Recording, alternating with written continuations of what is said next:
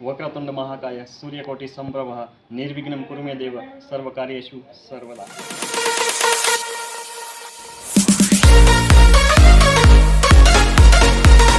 नमस्कार दोस्तों, मैं हूं आपका दोस्त अशोक कुमार और दोस्तों आज इस वीडियो के अंदर हम बात करेंगे श्री गणेश के उन गुण और उन विशेषताओं के बारे में जिसकी वजह से श्री गणेश प्रथम पूज्य बने हैं। दोस्तों इस वीडियो में उस विशेषता और उस बातों को जानने के लिए इस वीडियो के अंदर एंड तक बने रहिएगा। दोस्तों हम सब जानते हैं कि भगवान सदाशिव की एक पुत्र अशोक सुंदरी और दो पुत्र कार्तिकेय व श्री गणेश हैं, जिसमें श्री गणेश सबसे छोटे हैं जबकि कार्तिकेय सबसे बड़े होते हुए भी एक सक्षम योद्धा थे और युद्ध के अंदर जिसने स्वयं मृत्यु के देवता यमराज को भी मौत की नींद सुला दिया था। इतने सक्षम होने के बावजूद भी वो प्रथम पूज्य नहीं बने, परंतु श्री गणेश सबसे छोटे होते हुए भी वो प्रथम पूज्य बने। तो दोस्तों श्री गणेश के अंदर वो ऐसी कौन सी बात थी, वो ऐसी कौन सी गुण थे, कौन सी विशेष था जिसकी वजह से वो प्रथम पूज्य बने। तो दोस्तों एक कहानी के माध्यम से मैं आपको बताने जा रहा हूँ कि श्री गणेश के अंदर कौन सी गुण, कौन सी विशेषता और कौन सी खास बात थी जिसकी वजह से वो प्रथम पूज्य बने। तो पहले के समय में सभी ऋषि मुनि अपने अपने प्रकार से अलग अलग यज्ञ, जप, तप, व्रत करते थे, किंतु दिक्कत यह थी कि प्रथम पूज्य का स्थान खाली था और सब यही सोच रहे थे कि कोई ऐसा योग्य देवता हो जो प्रथम पूज्य के लायक हो तो हम उसकी स्थापना कर अपने जप तप व्रत को शीघ्र अतिशीघ्र संपन्न कर पाए। सभी ऋषि मुनियों ने अपने अपने मंतव्य अनुसार अपने अपने मत दिए। किसी ने कहा कि सदाशिव ही प्रथम पूज्य होने चाहिए, किसी ने कहा भगवान नारायण, तो किसी ने कहा माता आदि शक्ति प्रथम पूज्य होनी चाहिए। सब इसी उलझन के अंदर उलझे हुए थे। वहीं दूसरी ओर कैलाश पर्वत पर भगवान शिव समाधि अवस्था में बैठे थे और माता पार्वती उनकी पूजा करने के लिए जा रही थी। उसने अपने दोनों बेटे कार्तिकेय और श्री गणेश को आदेश दिया कि आप दोनों जाओ, द्वार पर सुरक्षा करो, मैं यहाँ शिव जी की पूजा कर रही हूँ, जब तक मेरी पूजा संपन्न हो जाए तब तक कोई भी अंदर आना नहीं चाहिए। मैं नहीं चाहती कि अपनी पूजा के अंदर कोई विघ्न आए। तो दोनों भाई माता का आदेश मिलते ही द्वार पर सुरक्षा के लिए चले गए। वे दोनों सुरक्षा कर ही रहे थे कि तभी वहां पर परशुराम आए। उसने कहा कि मुझे भगवान शिव के दर्शन करने, मुझे भीतर जाने दो। उन दोनों भाइयों ने परशुराम जी को समझाया कि प्रभु अभी तो माता शिव जी की पूजा कर रही है, इसलिए हम आपको नहीं जाने दे सकते। माता की पूजा खत्म होते ही हम आपको जाने देंगे, तब तक आप कृपया इंतजार कर लीजिए। परशुराम जी को लगा कि ये दोनों बालक मेरा उपहास कर रहे। उसको क्रोध आया और उसने युद्ध का चैलेंज किया। अब कार्तिकेय तो सबसे बड़े योद्धा थे, उसने उस चैलेंज को एक्सेप्ट कर लिया और कार्तिकेय और परशुराम जी दोनों के बीच में घमासान युद्ध हुआ।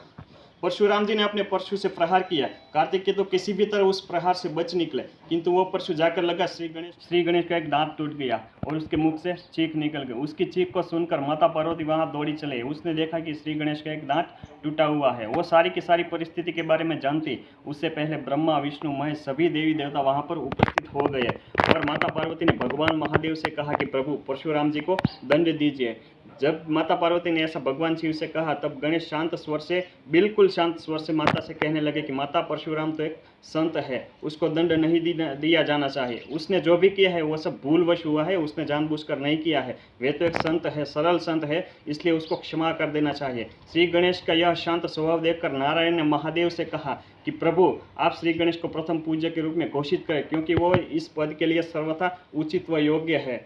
तो सभी देवी देवताओं ने उसके निर्णय को हर्षोल्लास के साथ स्वीकार कर लिया। सब उसका जय घोष कर रहे थे और उसकी घोषणा होने वाली थी। तभी कार्तिकेय ने उसका विरोध किया कि मैं भी तो शिव का पुत्र हूँ और बड़ा पुत्र हूँ, इसलिए यह सम्मान, ये हक मुझे मिलना चाहिए, इसलिए प्रथम पूज्य तो मैं ही बनूंगा। सबने कार्तिकेय को समझाया मगर कार्तिकेय नहीं माने और अंत में यह निर्णय हुआ कि एक प्रतियोगिता होगी जिसके अंदर पूरे संसार का परिक्रमण करने की प्रतियोगिता होगी, जिसके अंदर जो भी भाग लेना चाहते हैं वो भाग ले सकता है। उसके अंदर जो भी सबसे पहले संसार की परिक्रमा करके आएगा, विजेता बनकर आएगा, वही प्रथम पूज्य के पद के योग्य माना जाएगा। और इसी प्रकार प्रतियोगिता शुरू हुई। सभी देवी देवता अपने अपने वाहन लेकर निकल गए। कार्तिकेय अपना मयूर, इंद्र अपना ऐरावत, सूर्य, चंद्रदेव सभी देवता अपने अपने वाहन लेकर संसार की परिक्रमा करने के लिए निकल गए।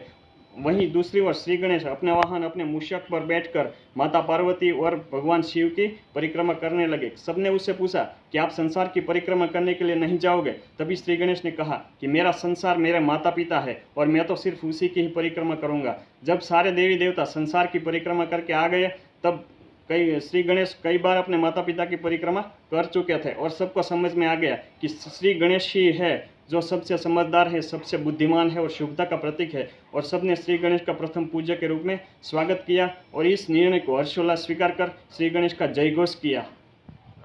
दोस्तों श्री गणेश की यह कहानी तो आपने सुन ही ली। दोस्तों अब हम जानते हैं कि श्री गणेश के अंदर वो कौन सी विशेषता, वो कौन से गुण, वो कौन सी बात थी जिसकी वजह से वे तो प्रथम पूज्य बने।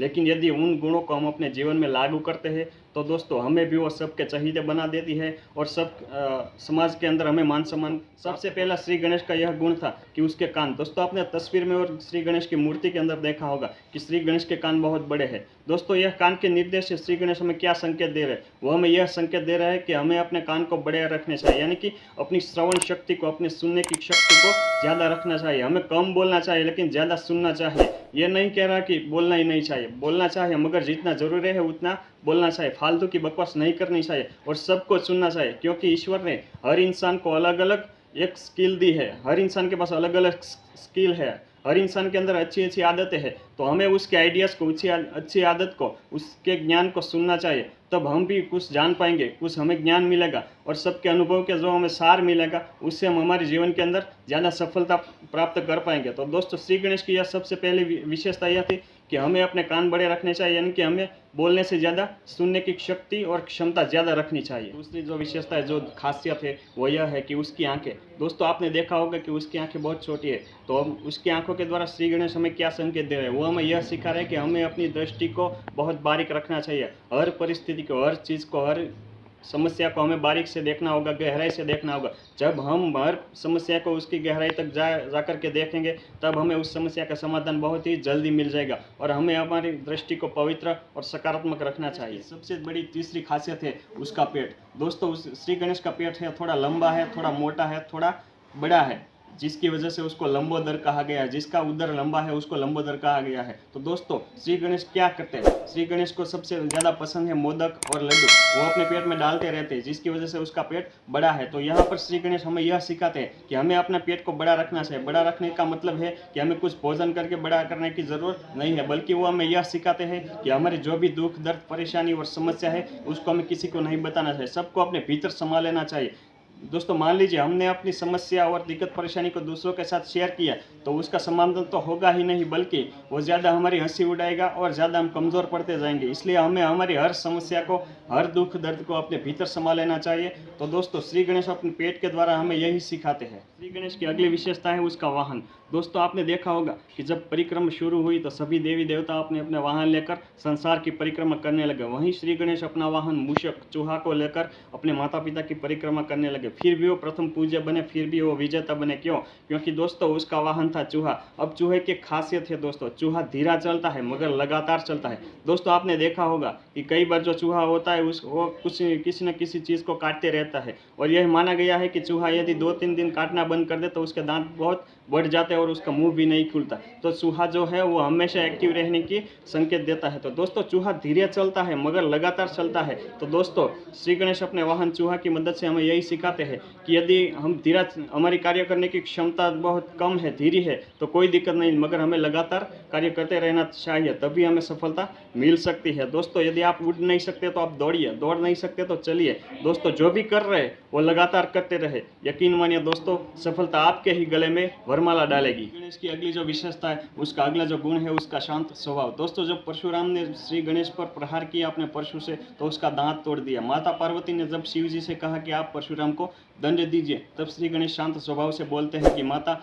जो भी हुआ है उससे भूलवश हुआ है, उसने जानबूझकर कुछ भी नहीं किया है और वे तो संत है, इसलिए उसको दंड नहीं दिया जाना चाहिए। दोस्तों श्री गणेश हमें अपने स्वभाव के द्वारा यह सिखाते हैं कि हमें जब भी हमारे सामने कोई विपरीत परिस्थिति आती है, यदि हम अपने कर्म लगातार करते रहते हैं और अपने कर्तव्यों को निभा रहे होते हैं, फिर भी हमारे सामने जब समस्याओं का पहाड़ खड़ा हो जाता है, हम असफल होते हैं, उस परिस्थिति के अंदर हमें जो भी परिस्थिति है उसको एक्सेप्ट करना होगा और धैर्य रखना होगा। श्री गणेश ने धैर्य रखा, शांत स्वभाव रखा। दोस्तों हमें अपने स्वभाव को शांत रखना है, धैर्य रखना है। और दोस्तों यदि हम असफल होते हैं, हमारा नुकसान होता है, तो श्री गणेश ने क्या किया, उसका नुकसान भी हुआ, उसको असह्य पीड़ा भी हो रही थी, फिर भी उसने परशुराम को दोष नहीं दिया, उसको यही कहा कि जो भी हुआ है भूलवश हुआ है। तो दोस्तों जब भी हम असफल होते हैं या हमारे सामने समस्या आती है तो दोस्तों हमें उसका ब्लेम, उसका दोष किसी को नहीं देना है, खुद को झांकना है, खुद के बारे में जानना है कि कहाँ पर मुझसे भूल हुई है और अपने आप को सुधारना है। दोस्तों आगे बढ़ते रहना है। और यही बात है, एक ही बात को आपको ध्यान में रखना है कि दोस्तों वही भूल दोबारा ना हो। दोस्तों जब सारे देवी देवता संसार की परिक्रमा करने के लिए निकल गए तो श्री गणेश ने क्या किया? श्री गणेश ने अपने मूषक पर बैठकर अपने माता पिता की परिक्रमा की। यहाँ पर श्री गणेश हमें यह सिखाते हैं कि हमारे माता पिता ही हमारे लिए सब कुछ होता है। यदि हमारे माता पिता नहीं होते तो आज हम भी नहीं होते। इसलिए जो हमारे माता पिता है तभी हम ये शानदार और सुनहरा जीवन जी रहे हैं। तो दोस्तों हमें हमारे माता पिता का कभी अपमान नहीं करना चाहिए, हमें कभी उसका दिल नहीं दुखाना चाहिए, हमेशा उनका सम्मान करना चाहिए, उनको खुश रखना चाहिए, उनके सपनों को साकार करना चाहिए। दोस्तों एक बार यदि हमारे माता पिता हमसे खुश हो गए, संतुष्ट हो गए, तो दोस्तों यकीन मानिए सफलता आपको 100% मिलेगी। क्यों? क्योंकि हमारे शास्त्रों ने, हमारे धर्म ने, हमारी संस्कृति ने, हमारे देश ने, हमारे ऋषि मुनियों ने हमारे माता पिता को भगवान से भी ऊपर का दर्जा दिया है, जो भगवान से भी बड़े उनको स्थान दिया है। इसलिए हमें हमेशा हमारे माता पिता को खुश रखना चाहिए, संतुष्ट रखना चाहिए। ये थी श्री गणेश के गुण और विशेषताओं की बातें, जिसकी वजह से श्री गणेश प्रथम पूज्य बने। दोस्तों आप भी इन बातों को अपने जीवन में लागू करेंगे तो आप भी अपने जीवन को सफल बना पाएंगे,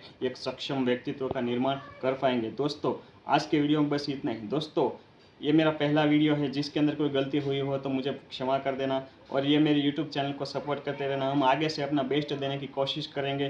तब तक के लिए दोस्तों धन्यवाद। जय श्री गणेश।